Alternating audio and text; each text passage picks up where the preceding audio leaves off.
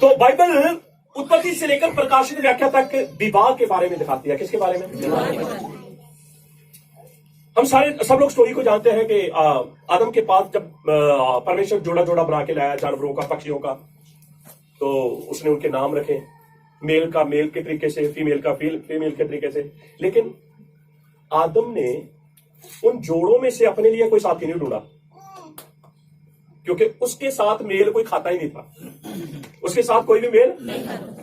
इसलिए परमेश्वर ने जब वो सारे अपने अपने चले गए, जिन जिन के नाम लिए वो तो अपने अपने सारे चले गए, अपने आदम अकेला रह गया। तब परमेश्वर ने कहा कि आदम का अकेला रहना अच्छा नहीं है। तो क्या किया परमेश्वर ने? हवा नहीं बहुत बड़ी जल्दी बोल दिया, हवा बोलिए बोलिए, फिर क्या किया? कौन सी मछली ली होगी? कौन सी? लेकिन नहीं, दाएं बाएं बोलिए। तो सो गए दिल कहीं ने राइट हैंड भी आ बाएं हाथ, ठीक है। हमेशा आपको याद रखना है अथॉरिटी जो है वो राइट है। इसका अर्थ है खुदा ने उसे सहायक दिया है, ना कि हुकूमत करने वाला।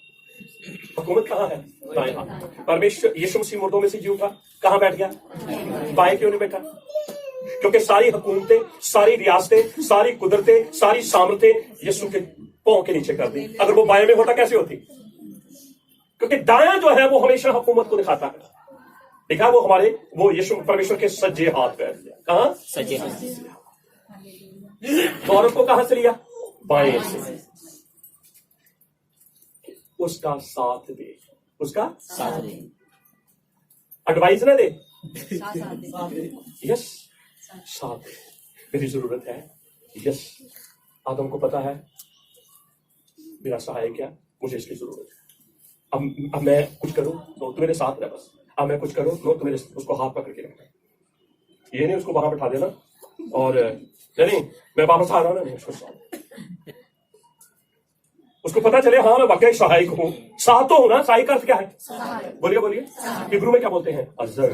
बोलिए, खुदा ने अजर दिया, पवित्र आत्मा को भी अजर ही बोला गया है। हालेलुया, ठीक है। तो आदम के ऊपर डीप, वो गहरी नींद में चला गया। आजकल जब ऑपरेशन करते हैं, पहले वो उस बॉडी के हिस्से को सुला देते हैं। सोने का अर्थ क्या है? सुला देना। फिर वो जो मर्जी निकालते रहे, मर्जी डालते रहे। फिर दर्द तो बाद में होती है, उसी समय तो दर्द नहीं होती। धीरे धीरे धीरे वो कपरिंग होनी शुरू हो जाती है। तो वो कहते हैं वो पुरानी चोट लगी थी। कौन सी चोट लगी? पुरानी चोट ज्यादा दर्द देती है। मैं तो जहां तक आप लोगों से सुना यही सुना हूं। डॉक्टर ने पूछा कोई पुरानी तो नहीं चोट लगी थी? बिल्कुल बोलेगा हालेलुया। समझ लग रही है आप लोगों को? बिल्कुल बाएं साइड से परमेश्वर ने हवा की रचना की। आपको पता है जब उसको बना के आदम के पास लाया, आदम ने तुरंत उसे स्वीकार कर दिया। कारण क्या था? पहली बात कारण ये था कि परमेश्वर लाया है। दूसरी बात मैचिंग हो रही थी। तीसरी बात उसकी समानता में था।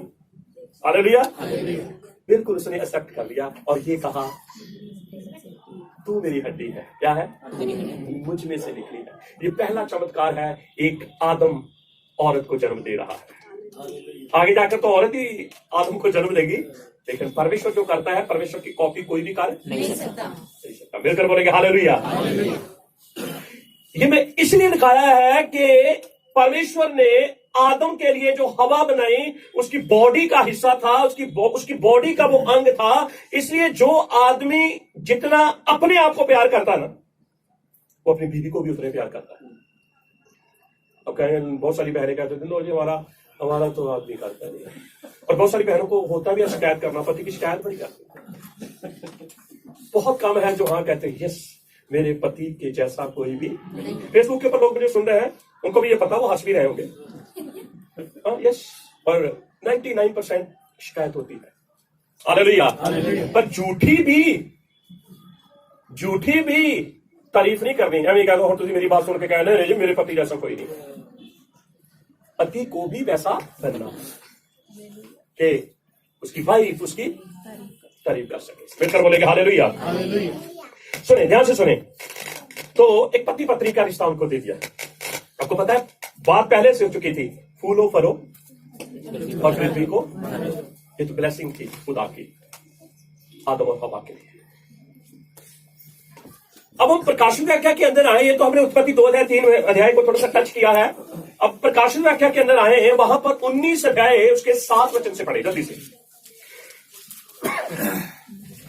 आओ हम आनंदित और मगन हो और उसकी स्तुति करें, क्योंकि मेमने का विवाह आ पहुंचा है। किसका विवाह? मेमना किसको कहा गया? बोलिए। मेमना क्यों कहा? वैसे हम सोचे, हम क्या सोचते हैं उसको क्यों मेमना क्यों कहा? उसको शेर क्यों नहीं कहा गया? शेर की शादी आ गई, शेरनी ने अपने आप को तैयार कर लिया है, ऐसे क्यों नहीं कहा? मेमने का अर्थ है मासूमियत। वो कलीसिया के लिए इतना मासूम है, कलीसिया के लिए इतना नम्र है। कलीसिया बेशक सिंगों वाली क्यों ना हो, पर मेमना उनके लिए मेमना ही रहेगा। हालेलुया। फिर जब हम दुआ करनी छोड़ देती हैं उस समय हम हमारे सिंग आ जाते हैं। जब हम चर्च आना छोड़ देते हैं उस समय हमारे तो सिंग किसके लिए होते हैं? तो फिर उसको ही मारेंगे है ना। हालेलुया। पर याद रखना सिंगों वाली कलीसिया ना कभी स्वर्ग नहीं जाएगी। जिनके सिंग दाग दिए जाते हैं ना, दागने का अर्थ क्या? अब दोबारा आएंगे नहीं। मिलकर बोलेंगे हालेलुया। यहां क्या लिखा है? आओ हम आनंद और मगन हो जाएं, क्योंकि मेमने का आगे चले। और उसकी पत्नी ने अपने आप को तैयार कर लिया है। अपने आप को तैयार कर लिया है। किसने? बोलो। अब हमने आदम और हवा को देखा, हवा की रचना को देखा। अब हम मेमने की पत्नी की रचना देखें कैसे होती है। हालेलुया। और मेमने की पत्नी कौन है? कलीसिया। क्या है? कलीसिया कौन है? संसार में से चुने हुए लोग और चुने हुए में से अलग किए हुए लोग। कलीसिया चुने हुए लोगों का एक समूह, एक झुंड। वो यीशु की दुल्हन है, यीशु की दुल्हन। लेकिन इसकी उत्पत्ति कैसे हुई? उसका जन्म कैसे हुआ? कैसे हम थोड़ा सा इसको समझे, कैसे हुआ होगा? मैं आप लोगों के साथ समझना चाहता हूं कैसे हुआ इसका जन्म। थोड़ा अपने व्यू बता सकते हैं कैसे जन्म हुआ?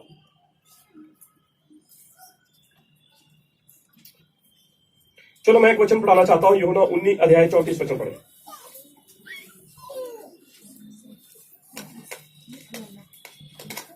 परंतु सिपाहियों में से एक सिपाही ने बर्छे से उसका पंजर भेदा, पंजर भेदा और उसमें से तुरंत लहू और पानी निकला। क्या निकला?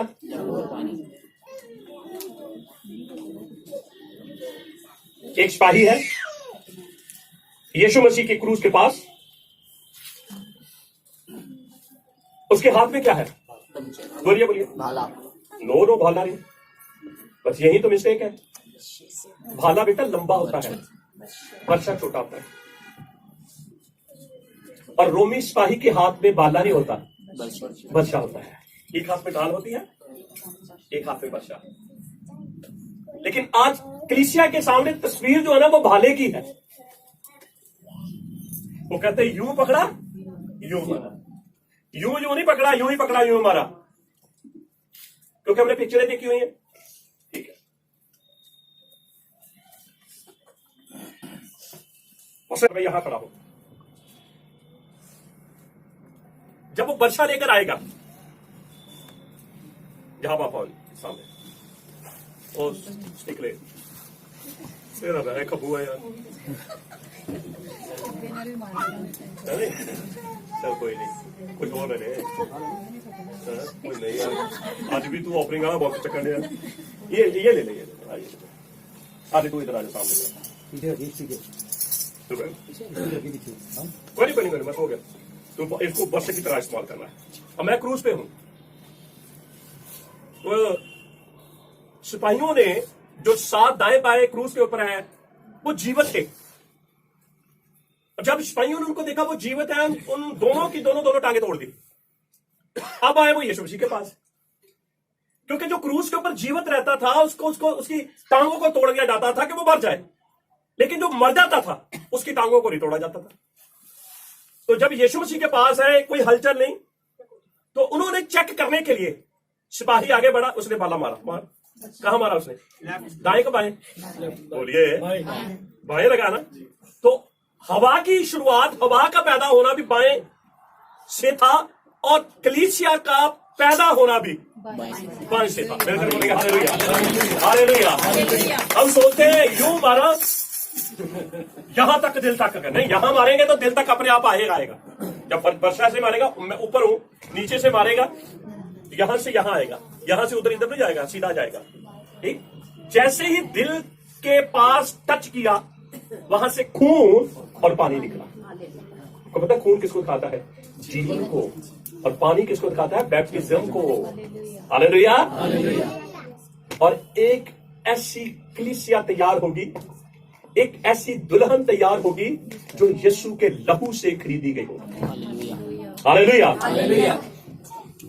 पहले तो आज हम अपने दिमाग में यही समझे, क्योंकि आज विवाह के ऊपर उनको पता नहीं चलता। कोई तो दुल्हन को राइट हैंड बैठा देता, कोई बाएं हाथ बैठा देता। वो कहते कोई नहीं बैठाना, जिधर मर्जी बैठा दो। और जितनी शादियां आप राइट हैंड में बैठा के पढ़ोगे ना, बड़ी जल्दी समझ गए यार।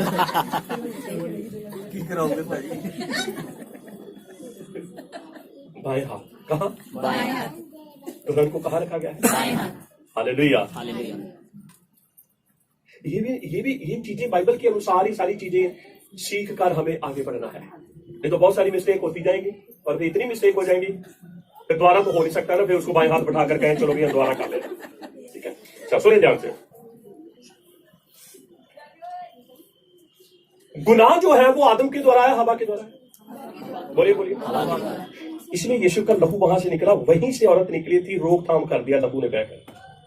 यहीं से वहां निकली थी ना, उससे गुनाह हुआ था, ये अपना लहू बहाकर अब उसकी रोकथाम मैंने कर दी है कि अब वो गुनाह जो है, अब ये उंगली नहीं उठेगी कि औरत ने गुनाह किया है। और यीशु मसीह ने उस धब्बे को अपने लहू से धो दिया है। मिलकर बोलेंगे हालेलुया, हालेलुया।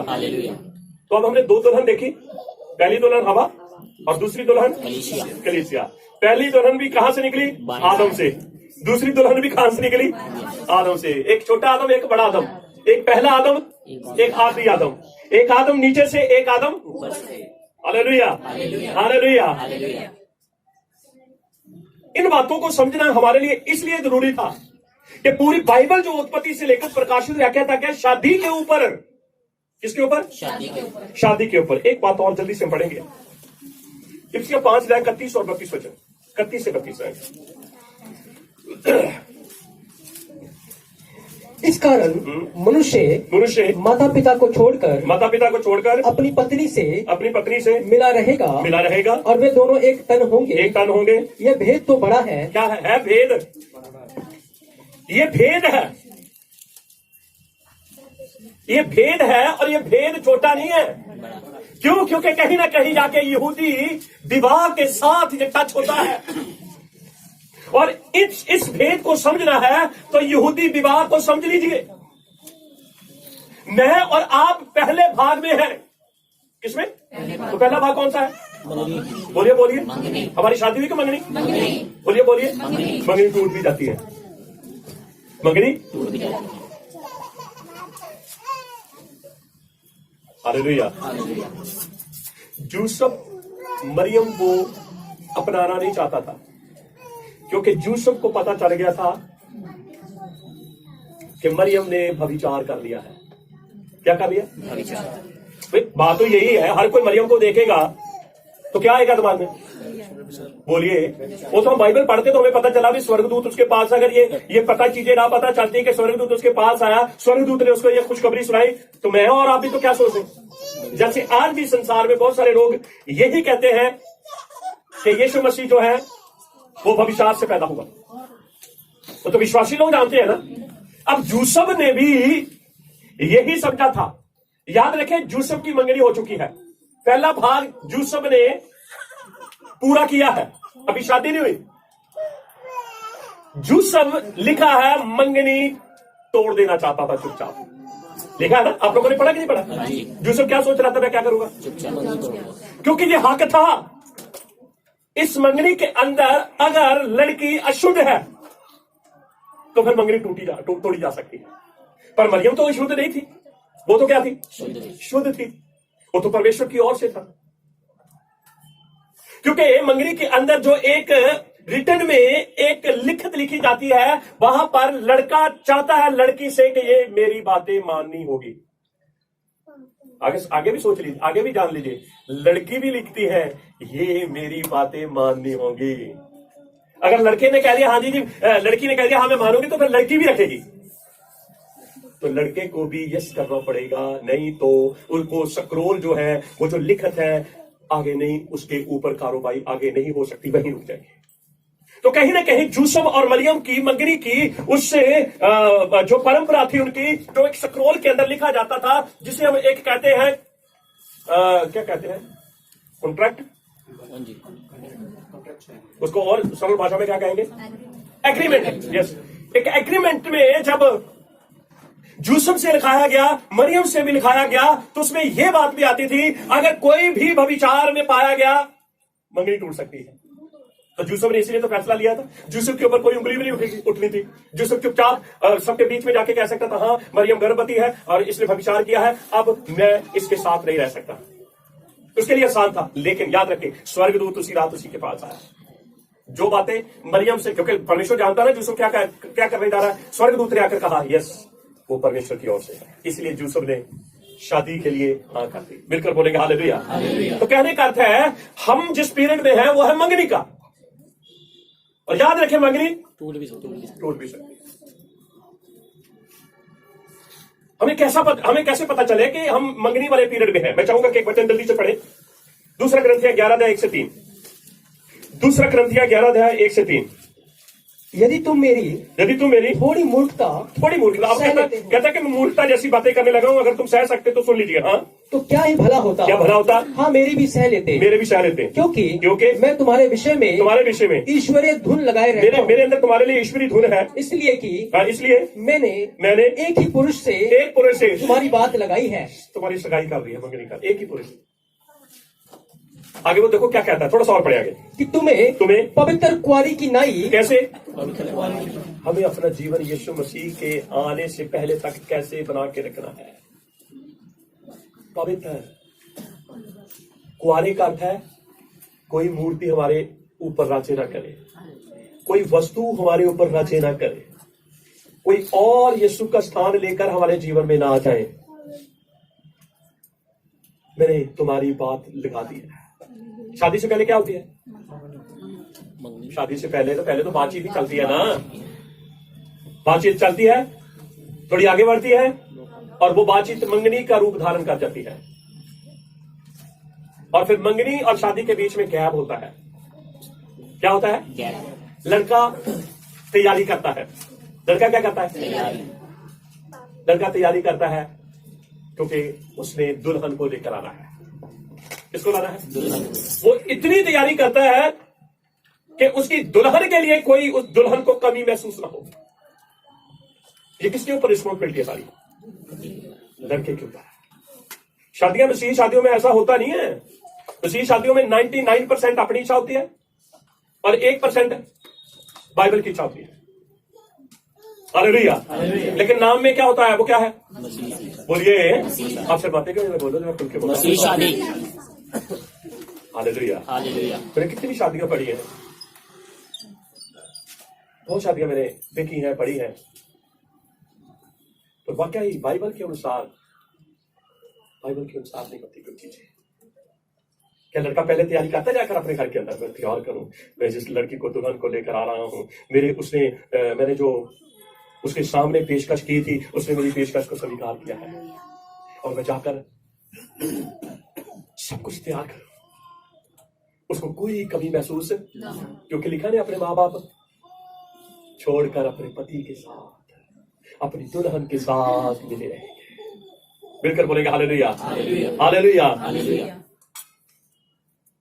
तो हमने यहां पढ़ा है, सौल कहता है कि तुम्हारी बात चल पड़ी है।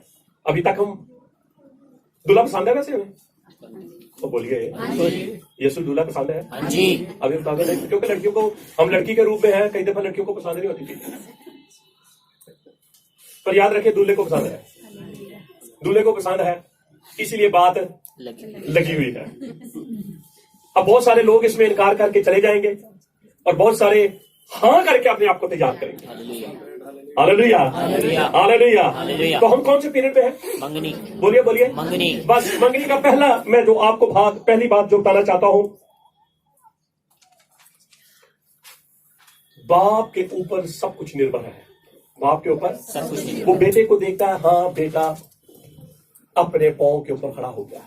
आज बहुत सारे हमारे भारत देश के कल्चर के अंदर है नहीं, पहले यार लड़का अपने पांव के ऊपर खड़ा हो जाए, फिर हम सोचेंगे तो ये तो बाइबल के तो कल्चर है। मैंने बताया नहीं, बहुत सारी जो भारत देश की जो परंपराएं की बातें है ना, वो बाइबल के साथ टच करती है। तो बाप देखता है मेरा बेटा जो है अब वो अपने पांव के ऊपर खड़ा है। ये पहला पॉइंट। फिर बाप अपने बेटे को भेजता है कि दुल्हन के आगे पेशकश रखे। तो तुझे दुल्हन पसंद आती है उसके आगे, ये पहले ही भाग के अंदर ये चीजें चलती है। ये यहूदी कल्चर के अंदर है कि यहूदी नौजवान बेटा जब इस लायक हो जाता है कि बाप कहता है कि हाँ मेरा बेटा अब शादी करने के लिए तैयार है, और बेटे को वो भेजता है एक यहूदी बाप। ऐसे ही यीशु मसीह को बाप ने भेजा। यीशु को बाप ने भेजा। 3:16 में, यूहन्ना 3:16 में क्या लिखा है? परमेश्वर ने जगत से ऐसा प्रेम किया कि अपने इकलौते पुत्र को दे दिया ताकि जो वो इस पे विश्वास करे वह नष्ट न हो। यीशु को भेज दिया, संसार में भेज दिया। क्या करने के लिए? पेश कर। दुल्हन चुनने के लिए। और दुल्हन चुनकर वो पेश कर रखे कि मैं तेरे से शादी करना चाहता हूं। याद रखें, यहूदी लड़की के पास ये अथॉरिटी नहीं है कि वो खुद लड़का पसंद करे। वो तो पेश कर स्वीकार कर सकती है, जहां आप स्वीकार कर सकते हैं, बस इतनी अथॉरिटी है उसके पास। पर यदि वो कहे कि नहीं मैं जाके खुद पसंद करूं, ऐसा नहीं है। ये सिर्फ यहूदी कल्चर के अंदर, यहूदी विवाह के अंदर सिर्फ लड़के के ऊपर है कि लड़का जो है वो लड़की को पसंद करे। याद रखें, ये बात किस बात की ओर इशारा करती है? क्या हमने यीशु को पसंद किया? बोलिए बोलिए। यीशु मसीह ने हमको पसंद किया। अब हमारे पास है ना ये हमें उसने पेशकश दिया कि तुम मुझे स्वीकार करो, जहां मुझे तो कलीसिया के हाथ में है, जहां तो उसे संसार में से लोग स्वीकार करेंगे, जहां जो स्वीकार कर लेंगे संसार में से उनको अलग किया। इसका अर्थ है यीशु मसीह की पेशकश को संसार के अंदर के लोगों ने स्वीकार कर लिया। मिलकर बोलेंगे हालेलुया, हालेलुया, हालेलुया। ये पहले भाग के अंदर ये चीजें होती है। बाप अपने बेटे को भेजता है, बेटा अपने कुड़मे में जाता है, और लड़कियों को घर के अंदर जाकर लड़कियां नहीं देखता। उसको पता होता है इस परिवार में ये बेटी है, उस परिवार में ये बेटी है, उस परिवार में ये बेटी है। और फिर वो उस लड़की से मिलता है, उस लड़की से पेशकश करता है। अगर वो स्वीकार करती है तो फिर वो बाप के पास आता है वापस। किसके पास? बाप से रजामंदी लेता है। बाप बताता है यस या नो। बाप देखता है कि उस लड़की ने मेरे बेटे की पेशकश को स्वीकार किया है। अब उस लड़की की डिमांड कितनी है? क्या कितनी है डिमांड? क्या मैं उस रकम को दे सकता हूं या नहीं? अगर तो बाप उस रकम को पे कर सकता है तो फिर जो लड़की यहूदी लड़के ने पसंद की है उसके साथ उसकी शादी। अगर वो पे नहीं कर सकता तो फिर बता दिया जाएगा नो। अब ये बात उस बात की ओर इशारा करती है कि जब कलीसिया को यीशु ने पसंद कर लिया तो कलीसिया के लिए कीमत चुकानी थी। क्या करनी थी? तो कीमत तो बहुत भारी थी। बाप से बात की, बाप कहता ठीक है। बाप ने तो क्या हाँ कर दी, पिता ने तो हाँ कर दी, लेकिन यीशु से तो पुत्र तो ये कह रहा था कीमत भारी है। कीमत आपको पता है काशमनी बाग के अंदर क्या कह रहा था? हो सके तो ये बोलिए बोलिए। क्यों कह रहा था? पिता कीमत बहुत भारी है, पर बाप क्या कह रहा था? कीमत अदा कर रहे। फिर उसने यीशु मसीह ने क्या कहा? पिता मेरी नहीं तेरी इच्छा। पिता की इच्छा क्या थी? कीमत अदा कर। मिलकर बोलेंगे हालेलुया, हालेलुया। क्या यीशु मसीह ने कीमत अदा की? हाँ जी। क्या कीमत दी? अपने लहू की। बोलिए बोलिए। अपने लहू की। तो जो दूल्हा अपनी दुल्हन के लिए जान दे सकता है तो दुल्हन को भी तो कहीं ना कहीं उसकी जान की कदर करनी चाहिए ना, उसकी कीमत की, उसकी पेशकश की कदर करनी चाहिए। इतनी कदर करते हैं मैं और आप, कभी हम अपने जीवनों के ऊपर गौर करते हैं? क्या हम उसके नक्शे कदम के ऊपर चल रहे हैं? क्या हम उसकी बातों को अपने हृदय में रखकर पूरा कर रहे हैं? अब याद रखें, हमें अंतिम सांस तक यीशु के साथ विश्वास योग्य रहना है। Hallelujah, hallelujah. तो आज हमने पहली बात को ही सिर्फ थोड़ा सा टच किया है कि पहले भाग के अंदर, क्योंकि पहले तो मैंने आपको बताया उत्पत्ति से लेकर प्रकाशित वाक्या तक कि शादी के बारे में ही दोनों भाग जो है, दोनों हिस्से हैं, और उसमें बहुत सारी ऐसी बातें हमने देखी। आदम हवा के बारे में, यीशु मसीह के बारे में, मेमने के बारे में। मेमने का विवाह है, दुल्हन ने तैयार कर लिया है, मंगनी की 7 जो स्टेप्स हैं वो पूरे हो चुके हैं, और अब शादी के 7 स्टेप शुरू होने वहां पर लिखे हैं कि वो मगर हो गया, खुशी मनाने लगे क्योंकि मेमने का विवाह आ गया है। शायद रस्में जो 7 थी वो पूरी कर ली गई हैं। तो ये इन चीजों को हमने टच किया है, और एंड में हमने ये देखा है कि जो पहले भाग के अंदर बाप अपने बेटे को भेजता है, बेटा आकर देखता है और अपनी पेशकश रखता है, और लड़की जो है वो पेशकश को स्वीकार करती है। वापस लड़का अपने बाप के पास जाता है, फिर बाप यस नो करता है। और याद रखें, जब यीशु कलीसिया के पास आया तो बाप ने कलीसिया के लिए यस किया। तभी बाप यीशु मसीह को कहना पड़ा, मेरी नहीं बल्कि। हम कहेंगे यार सुनाई तो देता नहीं है। ये पिता और पुत्र के बीच में गुफ्तगू हो रही है, ये पिता और पुत्र के बीच में संपर्क हो रहा है। उस संपर्क को मैं और आप तब समझेंगे जब हम इस कल्चर को समझते हुए आगे बढ़ते जाएंगे। Hallelujah, hallelujah, hallelujah. तो यहूदी विवाह के अंदर कितने भाग? 14 भाग। 2 भाग, 7 भाग सीधे कह दिए। कितने भाग? 2 भाग। पहले भाग को क्या कहते हैं? मंगनी। हाँ, और दूसरे भाग को शादी। पहले भाग के अंदर कितने स्टेप? 7। और दूसरे भाग के अंदर 7। तो बाइबल की शुरुआत कहां से होती है? शादी से। और बाइबल का एंड कहां होता है? तो सॉल तभी तो कहता है ये भेद है। ये क्या है? भेद है। तो भेद को समझना है, तो हम यहूदी विवाह को समझते हुए हम आगे बढ़ते जाएंगे। और जब यीशु मसीह ये बातें कर रहा था तो वो उनकी शादी की परंपराओं को पूरा कर रहा था, और यहूदी चेले जो थे वो कहीं ना कहीं समझ रहे थे, अरे ये तो बिल्कुल वैसे ही होता जा रहा है, ये तो बिल्कुल वैसे ही होता जा रहा है। और जो समझ रहे थे वो यीशु के पीछे चल पड़े थे। Hallelujah, hallelujah. यदि मैं और आप भी इन बातों को समझेंगे, आने वाले दिनों में हम और गहराई से यीशु के पीछे आएंगे। आमीन बोलेंगे? हालेलुया। यहोवा आप सबको आशीष दे। मैं सब अपने भाई बहनों के फिर से शब्द शुरू बोलता हूँ, तो जहां भी है यहोवा उन्हें आशीष दे। हमारे साथ इस वर्ष में जो 2020 है उसमें आप हर शब्द में हमारे साथ बने रहें। हम बहुत सारी बातों को सीखेंगे, और मैं विश्वास करता हूं कि जब हम इन बातों को सीख जाएंगे तो हम रैप्चर के बारे में जानकारी प्राप्त कर लेंगे। Hallelujah, hallelujah, hallelujah. हम सारी महिमा सारा जलाल